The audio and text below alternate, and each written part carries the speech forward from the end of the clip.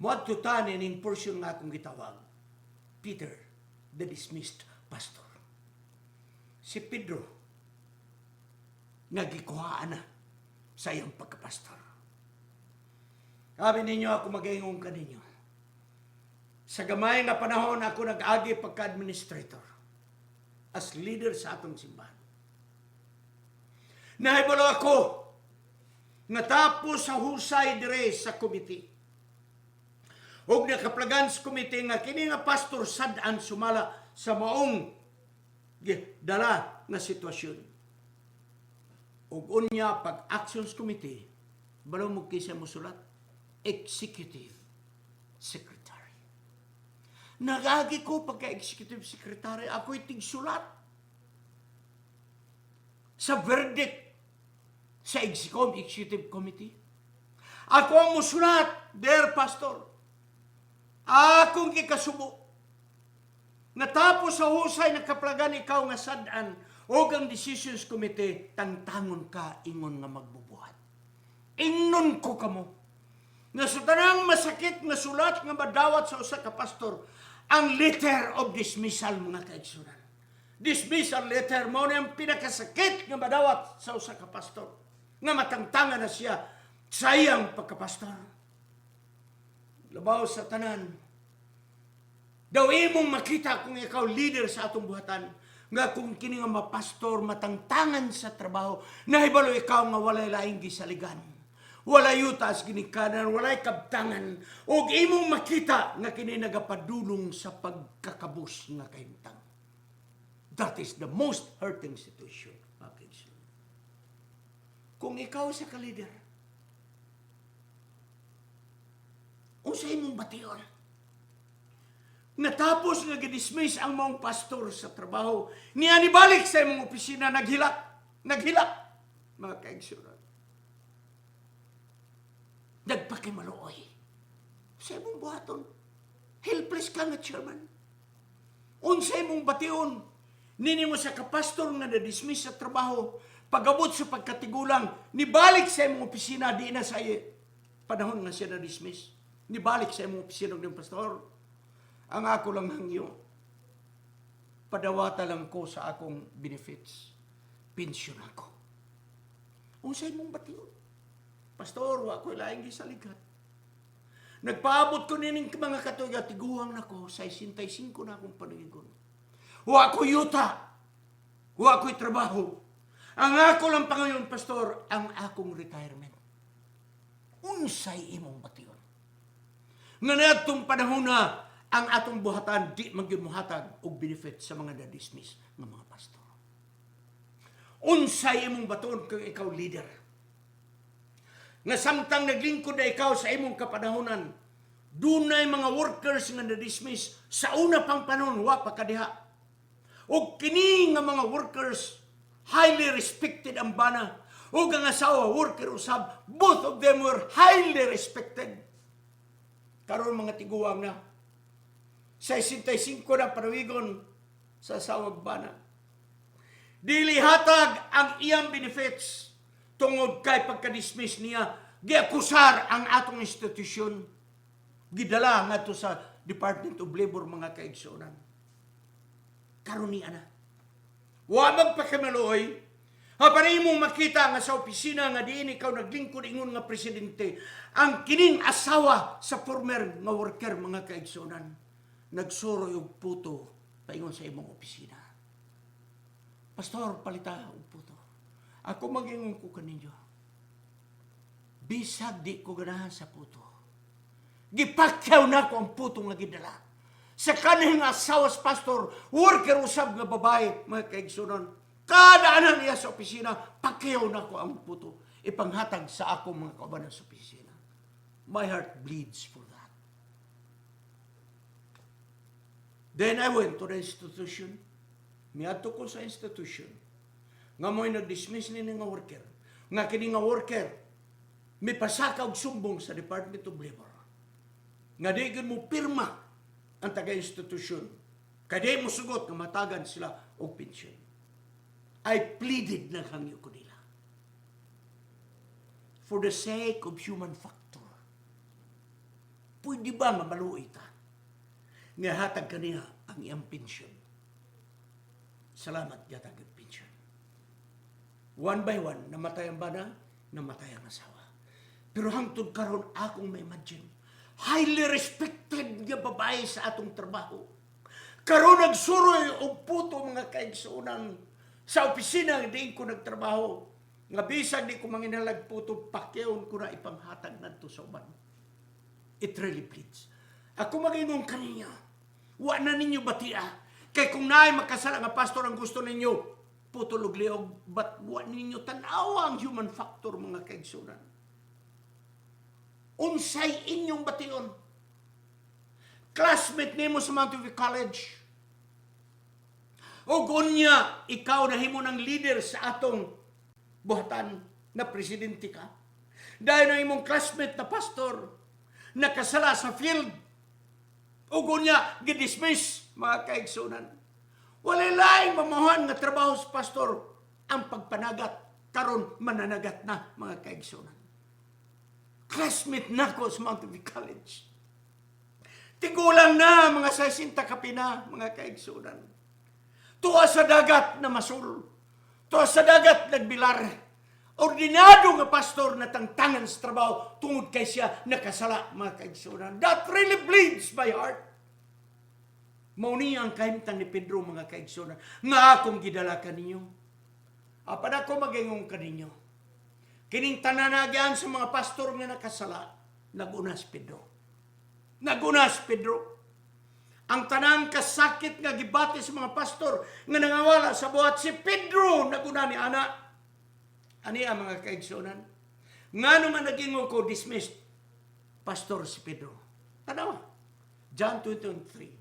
Simon Peter said unto them, I go a-fishing.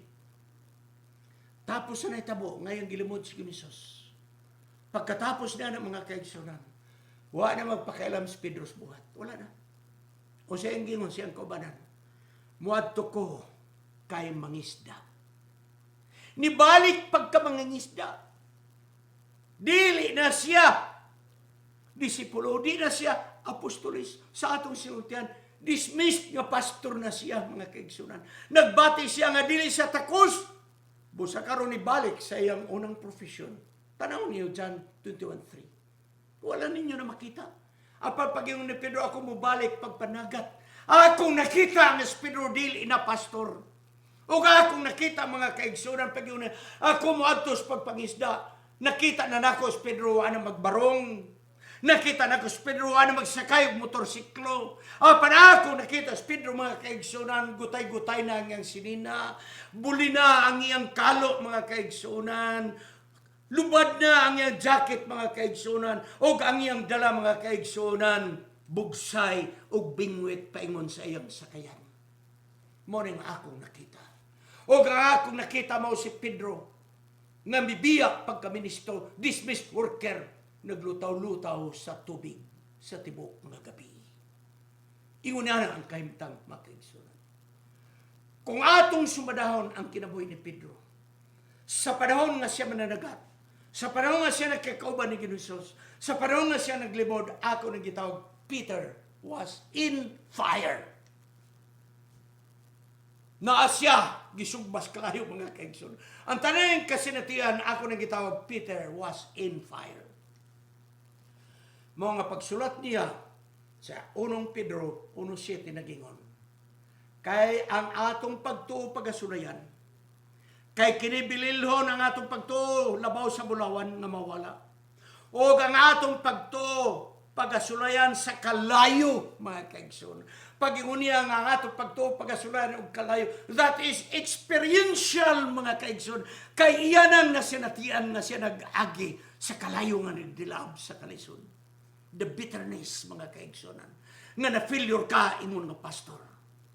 Apan, ako na sa kining gitawag, Peter, the reinstalled. Ha? Si Pedro nga gipabalik sa buhat.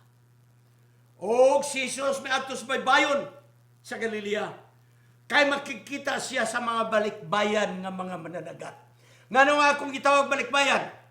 Kay kaniadto, kauban ni Ginoos sa lakaw pagkaministro. Karon sa ilang kapakyasan, may balik pagka mananagat. Balikbayan nga mananagat, mga kaigsunan. Aniya ang katahom. Layo pa si Jesus. Nakita na sa mga tinunan. O gunya, mga kaigsunan, si Jesus mo'y unang misampit. Wala mo ingon ang mga tao, di ara atong sugaton wala eh. Ang tanan pulos tahado. Ang giganahan ako, pag-ingon ni Jesus, Juan 21:3, second part. Children, have you any meat? Mga anak, aduna ba mo'y pagkaon? Kanang pulong mga anak, pagkanindot nga sinultian. Kanang pulong anak, mga kaigsunan, buti pa sabot nga doon ay paglaom kini, mga anak. Ang akong nabalaka doon mo ingon, naade mo, asa man to Pedro, kay grabe itong limod mo tayo akong gipangita. Apan pag-ingon ni Jesus, mga anak, aduna ba kamoy pagkaon? Mga anak. Nangawala sa buhat ng mga apostoles, apan gitawag ni Jesus, mga anak. Yes. Apan sa tanang nibulag na sa pagka tinunan, mga kaigsunan. Kay silang tanan, may ato na magdagat. Naon sa magyod, nga si Pedro na magyod, mo'y gi-re-interview. Ha? Si Pedro na po mo'y gi-istoryahan na po, gi-re-interview. Wala nyo na makita, si Pedro gi-re-interview. Ang uban wala. Tarawa, busa sa diyangas si Jesus, nakigsugilano, nakig-istorya kay Pedro. Si Pedro, gabantay na siya ang sinultihan, kay basig mabulasot na po siya. Naniguro siya nga una siya musulti, iyan ang gihuna-huna. Sigurista na karos Pedro, mga kaigsunan. Ug dayon nangutanas ni Jesus. Doon ay pangutana nga mo nakahatag kinabuhi kang Pedro. Wa gyud maningil si Pedro mingo. Wa gyud maningil si Jesus mingo Pedro. Asa naman tong sundang imong dala-dala? Ha? Pedro, asa naman tong imong pakigsad nga di gyud ka mo bulag nako? Asa naman to? Bulo ka? Ang atong Ginoo dili interesado unsay kagahapon. Interesado siya sa karon ug sa ugma. Wa niya kasabi, Pedro, nganong namalikas man ka? Nganong nanumpa man ka? Nganong imo magkong gilimod? Balo ka? Katong tanan na hitabo ni Pedro mo to'y usa ka tunok sa iyang kinabuhi katong iyang paglimod. Grabe to, mga kaigsunan. Sorry mga kaigsunan. Ako ning gidramatize. Tingali mo ingon si Jesus, mga anak, kay anak may ang gitawag sa mga tinunan. Paghitabo yun ni adto, pagkabanhaw nako, nagmeeting ang ministerial committee. Ug nagingon ang chairman ani ay atong agenda nga daghan apan usa nini seryoso. Kay atong pagabatbaton ug atong pagaistoryahan ug atong husayon kung sad-an ba si Pedro o wala. Kay kung makita nga sad-an ining ministerial committee, wala lain, dismiss siya pagka-pastor. So nagingon chairman, after sa discussion na to, niya akong napupo, ang kaso ni Pedro perjury. Tulog accounts nga perjury. Kay namakak siya. Bisan tuod, o wala siya mo pirma, o wala siya mo o pataas siya ang kamot at tubangan sa husgado, wala. Ako lang nitawagan nga perjury. Ha? 3 counts. Namakak siya. Sunod, sumala sa atong discussion, akong nakaplagan, ang kaso ni Pedro is unbecoming of a pastor. Nga naman, swearing, taking an oath, and cursing. Pastor? Ha? Mamalikas? Pastor? Mulimod na dili siya Adventista? Ha? Dili man ko pastor? Unbecoming of a pastor. Og ang ikatulo, Peter was a deserter. Kay midagan siya panahon nga gihusay si Jesus. Tulo ka kaso kini. Og ang ikaupat, si Pedro, murderer, kay ang gitigbas si Malcos. Sa tubangan sa Ginoo walay frustrated murder. Murder is a murder. Huna-huna nimo nga patyon ang tao, that's a murder. Gitigbas nimo ang dalugan, that's a murder. Gipatay nimo ang tao, that's a murder. So, murder. Imong makita ang upat ka kaso nga akong gitipon, ang pinakabugat ang murder, mga kaigsunan. So karon mga kaigsunan, kung sabi atong buhaton, acquitted, i-acquit nato o i-pardon. Nagingon ang komite. Nakaplaga nato nga si Pedro sa mga ebidensya nga atong gituki sa dansya. O ang ebidensya nga atong napupo, dili kaduha-duhaan, it's beyond reasonable doubt. Therefore, ang atong paghukom ni mo, dismissal from the ministry. Atong butuhan, ako musultian. Tanan ni buto nga dismiss si Pedro pagkapastor sa upat ka kaso. Apa nagingon si Jesus? Mga tinunan ko, mga anak ko, si Pedro dili pwede ma-acquitted. Nga naman, sadaan na siya. You cannot acquit a person nga sadaan. Dili na siya ma-acquit. Pwede siya ma-acquit kung nakita nga dili sa sadaan, acquitted siya. Dismiss ang kaso, wa siya sala. Apan si Pedro, di pwede ma-acquit. Apan hatagan siya second chance.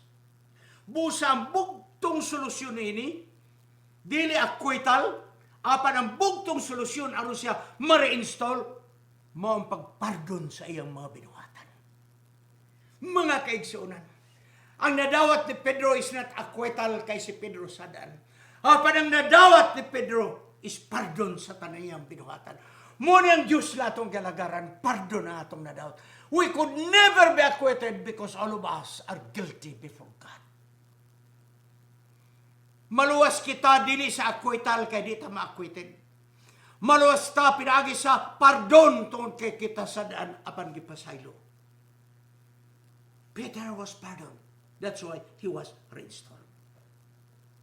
Si Pedro sa daan, mohinungdan nga karon ano ay tulo ka mga pangutana ni Ginosos for re-interview. Akong balikon sa tanang mga tinunan si Pedro ragyod mo gipangutana. Niya, first question, Peter, do you love me? Peter answered, yes, Lord, I love you. O sa ikingon, feed my lambs. Kanang gingon, pakaan na ang akong mga natingkar nyo.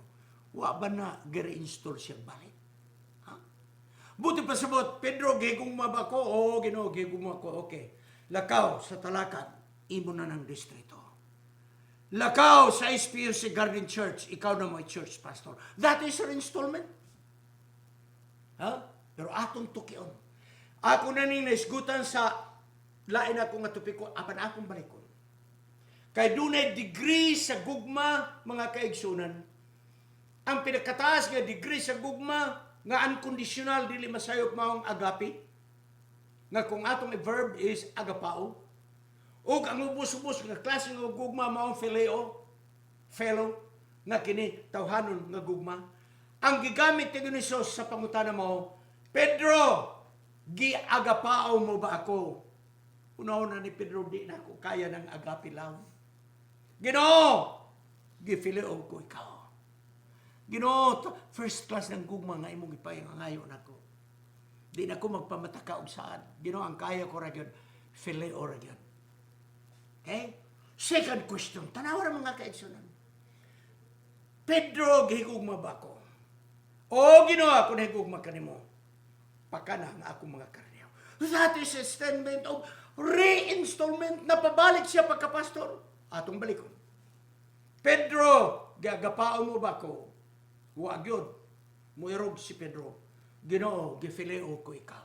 Koto mo rin siya sa fellow love. Pagkay katulong mga kaigsunan. Lo and behold, ang ipangayon niya sa atong Ginoo kadtong achievable ni Pedro. Pedro, gihigugma ba ko? O pakana nga akong mga karnero. Pagkay katulong nga pangutana nag-ingon si Christ. Pedro, gifileo mo ba ako? Og si Pedro mo yun, Ginoo, gifileo mo ako. Unsa ka mahigugmaw ng atong Ginoo. Nahibalong Ginoo ang agape, imposible nga makabot sa tao. So karon nga tanang Ginoo, Pedro, gifileo mo ba ko? Ingon ni Pedro, Ginoo, gifileo ko ikaw. Pakana ang akong mga karnero. Kanang pag-ingon pakana ang akong karnero, gipabalik siya sa buhat. Gi-reinstall siya mga kaigsunan. Ang nakasala nga pastor sa upat ka mga couch karon gi-reinstall mga kaigsunan.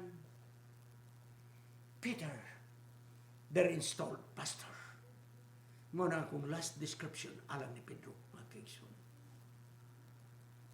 Karon sa diya nga gi-reinstall siya mga kaigsunan. Peter who was in fire is now Peter on fire. Huh? Ang iyang mga life experiences, ang iyang mga failures, ang iyang pagkambugiro, ang iyang pagkabaon, ang iyang pagkainit o golo, that was Peter on fire. But now mga in fire. Apan karon mga kaigsunan, nga siya gi-reinstall sa Ginoo, balik pagka magbubuhat, Peter is now on fire. Ug unya sa Pentecostes, buhat Kapitulo 2, versikulo 2, kaliklama nga adunay dahonog gikan sa langit, nga murag kusog ng hangin nga midahonog, ug unya minukop sa tibok nga balay nga nagalingkod, ug nagpakita ang daw mga dila nga mga kalayo nga mikunsad sa matago sa kanila, nga kadto mao ang balang espiritu. Karon ang balang espiritu na Muna'y minukop sa kinabuhi sa mga apostoles. Peter who was in fire before is now Peter on fire for the gospel of God. Ug unya sa pagwali ni Pedro, niadtong panahon sa Pentecostes, buhat 2:41, 3,000 ang nabautismuhan mga kaigsunan. 3,000 were baptized because the disciples, Peter specifically, was on fire of the Holy Spirit mga kaigsunan. O nagreklamo ang mga kontra sa mga Kristiyano. Buhat 16, mga saserdote guban pa, o nagyon, kaya mga tawanas, Pedro, they turned upside down the city of the world. Gisanon ka na nga description.